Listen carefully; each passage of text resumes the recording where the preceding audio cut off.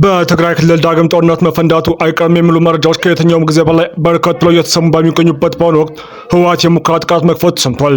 ኢትዮጵያን ከብናታል ሲሉም የህወሓቱ አለቃ የገለጹ ሲሆን ከፍተኛ ጦራቸውንም ወደ ግንባር ማስተማርታቸውን አክለዋል።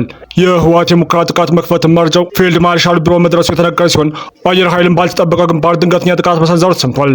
እነዚህና አሜሪካ ጦርነት ብትከፍቱ ውርድ ከራሴ ስትል ለህወሓት የላከችው ደብዳቤ ያልተዋጠለት ቡድኑ በምክትል ፕሬዚዳንት በኩል ምንም አታመጭም የሚል መልእክት መላኩንና የህወሓት ጋላቢ ኢሳያስም ለህወሓት ወክለው ለአሜሪካ ምላሽ መስጠታቸውና ሌሎችም አክለን ዘንድ ቀርበናል።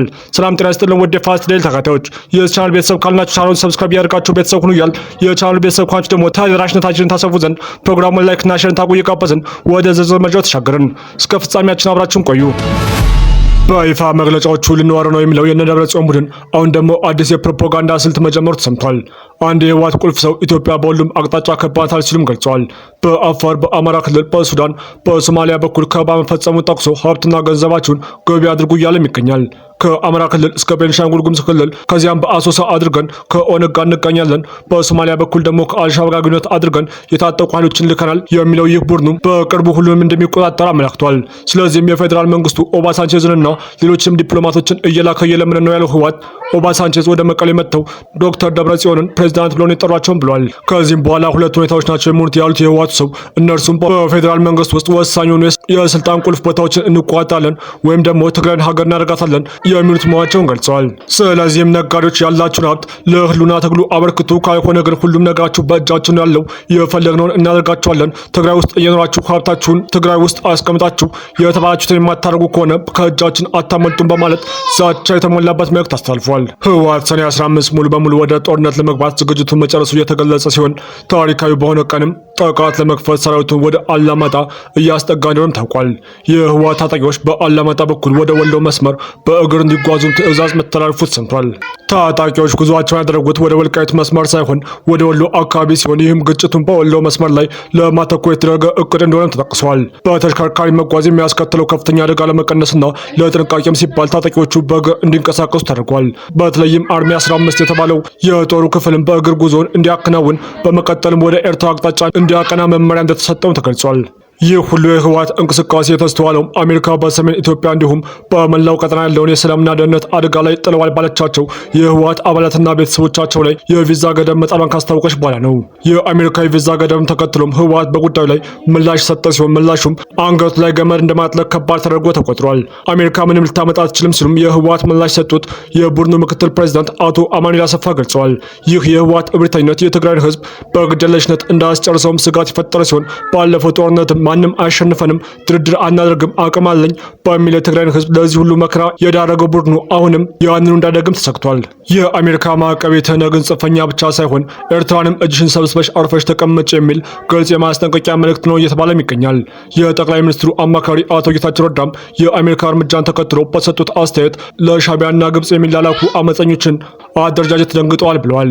የአሜሪካ መንግስት በትህነግ አመራሮችና በቤተሰቦቻቸው ላይ የጣለው የቪዛ ገዳም በሰሜን ኢትዮጵያ ላለው ውጥረት መባባስ ቀጥተኛ ተጠቂ ማን እንደሆነ የሚያሳይ ነው ሲሉም የቀድሞ የትግራይ ክልል ጊዜያዊ አስተዳደር ፕሬዚዳንት አቶ ጌታቸው ረዳ የገለጹ ሲሆን እርምጃውን በክልሉ ሁከት ከሚፈጥሩት የውስጥ ኃይሎች ባለፈም ከቡድኑ ጋር በጥቅምም ሆነ በስትራቴጂካዊ ለሚተባበሩት የውጭ አካላት የተላለፈ መልእክት መሆኑን ተናግረዋል።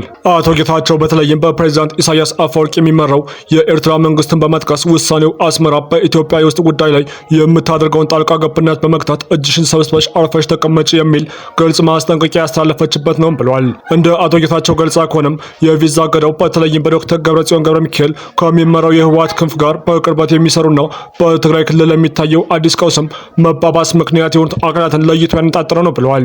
የእርምጃው ትልቅነትን በቪዛ መከልከል ላይ ብቻ አይደለም፣ ይልቁንም ዋሽንግተን በኢትዮጵያ ውስጥ ለተፈጠረው አዲስ ውጥረት ተጠያቂነቱን ሙሉ በሙሉ በዶክተር ደብረጽዮን በሚመራው ቡድን ላይ ማድረጉና ከጀርባው ካለው የኤርትራ አስተዳደር ጋር ያለውን ትስስር በማጋለጡ ነው ሲሉ አቶ ጌታቸው ገልጸዋል። ከጠቅላዩ አማካሪ በተጨማሪም የተለያዩ አካላት የአሜሪካ ማስጠንቀቂያ ለኤርትራ ነው እያሉ ሲሆን ነገሩ የገባት ኤርትራም አሜሪካ በህወሓት ላይ የጣለችውን የቪዛ እገዳ እናወግዛለን ስትል ይፋ አድርጋለች። የኤርትራ ፕሬዚዳንት ኢሳያስ አፈወርቂ አሜሪካ በህዝባዊ ወያኔ ሓርነት ትግራይ ወይም ህወሓት አመራሮች፣ አባላት ወይም ተያያዥ አካላት ላይ የጣለችው የቪዛ ማዕቀብ ወይም እገዳ በጽኑ አውግዘዋል። እገዳው የህወሓትን የውስጥ የፖለቲካ ውሳኔዎችን ያላከበረ ከውጭ የሚደረግ አላስፈላጊ ጫና ነው በማለትም በቁጣ ገልጸዋል። የአሜሪካ መንግስት የሚወስዳቸው መሰል እርምጃዎች በምድር ላይ ያለውን ተጨባጭ እውነታ ያላገናዘቡና የአንድን ወገን ፍላጎት ብቻ ያማከሉ ናቸው የሚል ትችትም ሰንዝረዋል። ኢሳያስ ሲቀጥሉም አሜሪካ ይህንን እገዳ በትግራይ ክልል ብቻ ሳይሆን ጎረቤት ሀገርና ክልሎች ላይም ለሚፈለገው ዘላቂ ሰላም መረጋጋትና መግባባት አጋዥ ባለመሆኑ በጽኑ ሊወገዝ የሚገባ መሆኑን አስረድተው የአሜሪካ መንግስት ከእንዲህ ያሉ ውሳኔዎች ተቆጥቦ ለችግሮች ዲፕሎማሲያዊና ገንቢ ድጋፍ እንዲያደርጉም ጥሪ አቅርበዋል።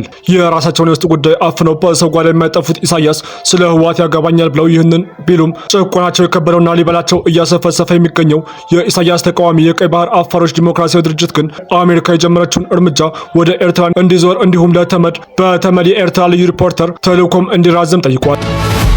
በሌላ መረጃ በዛሬው ዕለት ሰኔ 12 ቀን 2018 ዓ.ም በስዊዘርላንድ ቡርገንስቶክ ሪዞርት ሊካሄድ ታቅዶ የነበረው የአሜሪካና ኢራን ስብሰባ መራዘሙን የስዊዘርላንድና የአሜሪካ ባለስልጣናት አስታወቁ። ይህ እርምጃ በቅርቡ የተቀሰቀሰውን ወታደራዊ ግጭት ለማስቆምና ቁልፍ የሆኑ ቀጠናዊ የንግድ መስመሮችን ዳግም ለመክፈት የተደረሰውን የመጀመሪያ ደረጃ ስምምነት ተግባራዊ ለማድረግ በሚደረገው ጥረት ላይ አለመተማመንን ፈጥሯል። ሮይተርስ እንደዘገበው የአሜሪካው ምክትል ፕሬዚዳንት ጄዲ ቫንስ ለስብሰባው ወደ ስዊዘርላንድ እንደማይጓዙ ዋይት ሀውስ ያረጋገጠ ሲሆን የስዊዘርላንድ የውጭ ጉዳይ መስሪያ ቤት በበኩሉ የቡርገንስቶክ ስብሰባ በታቀደለት መሰረት እንደማይካሄድ አስታውቋል። ለስብሰባውም ሌላ ማዕድ ቀን አልተቆረጠም። ይህ ውይይት በዋሽንግተንና በቴህራን መካከል በሰኔ 10 እና 11 ቀናት በኤሌክትሮኒክ ዘዴ የተደረሰውን ጊዜያዊ ስምምነት ተግባራዊ ለማድረግ በሚያስችሉ ጉዳዮች ላይ ያተኩራል ተብሎ ይጠበቅ ነበር። በአንዳንድ ሪፖርቶች ኢስላማባድ ሜሞራንደም ተብሎ የተጠራው ይህ መግባቢያ ከኢራን ጋር የተያያዘውን የቅርብ ጊዜ ወታደራዊ ፍጥጫዎችን ለማስቆም አሜሪካ የጣለችውን የባህር በር እገዳ ለማንሳት የሆርሙዝ ሸርጥን ለመክፈትና የኢራን የኒውክሌር መርሃ ግብር እንዲሁም የማዕቀብ መነሳትን እንዲሁም መልሶ ግንባታ ጥረቶችን የሚያካትት ሰፊ ስምምነት ላይ ለመድረስ የ60 ቀናት የድርድር ሂደት ለመጀመር ያለመ ነው ብሏል። የአሜሪካ ባለስልጣናት የስብሰባውን መራዘም ከሎጂስቲክስ ውስብስብነትና ከዝግጅት ጉድለት ጋር ያያዙት ቢሆንም ሌሎቹ ዘገባዎች እንደሚያሳዩት ከሆነ ግን የኢራን የድርድር ቡድን የጉዞውን እቅድ የሰረዘው በቀጠለው ቀጠናዊ ውጥረትና በሄዝቦላ ቦታዎች ላይ እስራኤል በምትፈጽመው ወታደራዊ ዘመቻ ሳቢያ ነው። ዘጋርዲያን እንደዘገበው የስብሰባው መሰረት የተሰማው የሁለቱ ሀገራት ከፍተኛ ባለስልጣናት በስዊዘርላንድ ተገናኝተው መደበኛ የፊርማ ስነስርዓት ያካሂዳሉ ወይም የመጀመሪያ ደረጃ መግባቢያቸውን ወደ አጠቃላይ ስምምነት ለመቀየር የሚያስችሉ የቴክኖሎጂ ውይይቶችን ያደርጋሉ ተብሎ ከፍተኛ ግምት በተሰጠበት ወቅት ነው።